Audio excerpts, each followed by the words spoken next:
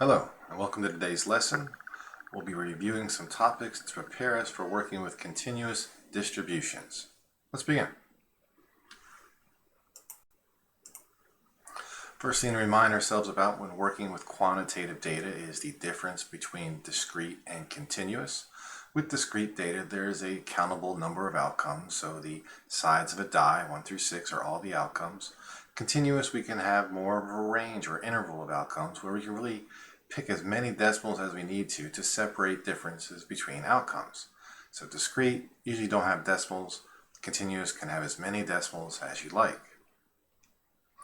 Let's do a little experiment to try and showcase the difference between working with discrete data versus continuous. So we're going to take a die, roll it, and try to calculate the chance of rolling a 5 with that die. So if we had a 6-sided die, we'd have a 1 in 6 chance, or just shy of 17%. If we had a 20-sided die, we'd have a 1 out of 20 chance, or 5% chance. A 100-sided die, we'd have a 1 in 100 shot, 1%. A 1,000-sided die, now it's getting a little smaller, we have a 1 in 1,000 chance, and then the million-sided die, we'd have a 1 in a million chance of rolling a 5. So our chance of this outcome happening are becoming less and less likely as our space of outcomes expands. So to even go even further with this idea, let's say we had a billion-sided die, so if we rolled that, we'd have a 1 in a billion chance. 1, 2, 3, 4, 5, 6, 7, 8, 9 zeros before we get to the 1 chance we have at rolling a 5. Say we have a trillion-sided die. Now it's just getting ridiculous. I mean, that's just a lot of zeros. So it's really becoming a difficult thing to get a 5 with such a die. And if we did this with an infinite-sided die, we'd basically have a 0 chance of it happening. Even though it could, it'd be near 0 to the point where it really wouldn't be feasible. So if I were to roll an infinite-sided die, try to capture that as a decimal, the decimals will just trail off to, well, infinity. So to try and work with continuous probabilities, we have to take a different approach. So let's review the idea of area, namely the area of a rectangle. So rectangles have 2 dimensions, a width and a height, or a width and a length, or a base and a height. Some of these names are interchangeable. So we just take those 2 dimensions, multiply them together, and we get the area. So just a quick review.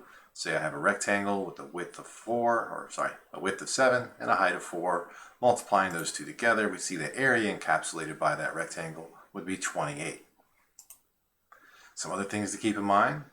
All those rules of probability still apply, where the chance of everything happening has to add up to 100%.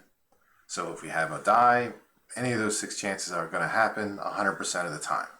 And the thing is to also keep in mind is each event itself has a between 0 and 100% chance of happening. You can't have negative probabilities, and despite inspirational coaches, we cannot give 110% when working with probabilities.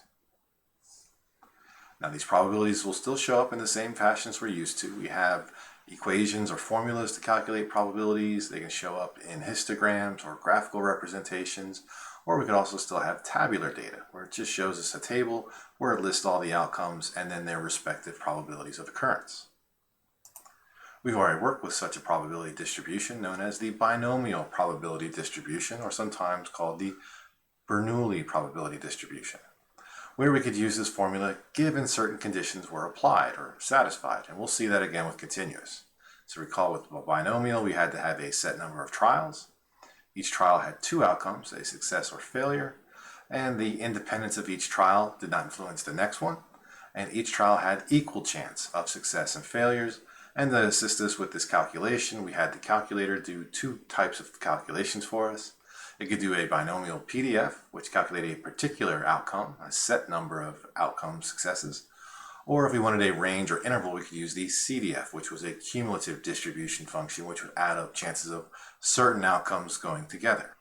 Here we have some histograms to work with to try and show this idea of area as a probability.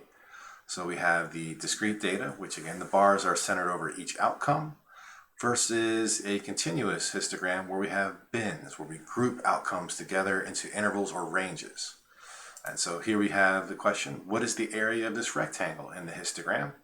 And so again, we need the width and the height. So we see the width is going to be from 3 to 4, so it has a width of 1, and it has a height of 0.4. So multiplying those together, it seems a little trivial now, but we see we get the probability again showing up as 0.4.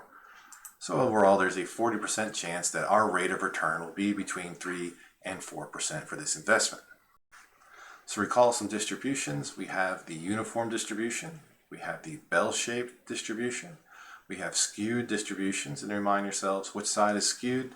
That's the side you can safely ski down. You can see this one skews to the right.